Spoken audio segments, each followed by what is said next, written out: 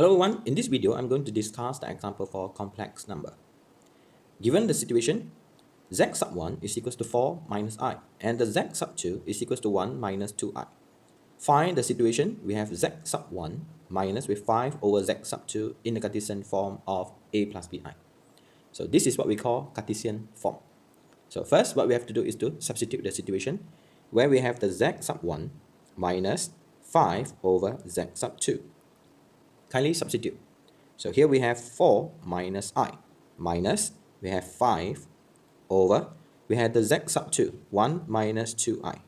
Kindly take note for this part. Refers to the situation or the question.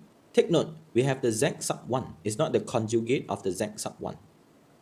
Next what we have to do is to focus on the right hand side. Multiply by the conjugate. So here we have the conjugate. So 1 plus 2I. So what is the purpose of multiplying with the conjugate? The main thing is to rationalizing the denominator for the 1 minus 2I. So do remember, make use of the formula where we have 4 minus I minus we have 5 multiplied with 1 plus with the 2I. Make use of the formula. So for this part where we have the conjugate to each other. So if we conjugate to each other, we can make use of the formula a squared plus with the b squared. So in here, we have a, which is equals to 1. We have b, which is the negative 2 or the 2. So we have 1 square, which is the 1, plus with the negative 2 square, where we have 4. So kindly simplify the situation. So 1, we have 4 minus I, minus we have 5, and then we have negative 10I, over we have 5. So simplify the situation, we have 4 minus I, minus 1, and then minus 2I. So refers to the real part where we have 4 minus 1, which is equals to 3. And then we have the imaginary part, negative I, negative 2I. So where we have negative 3I.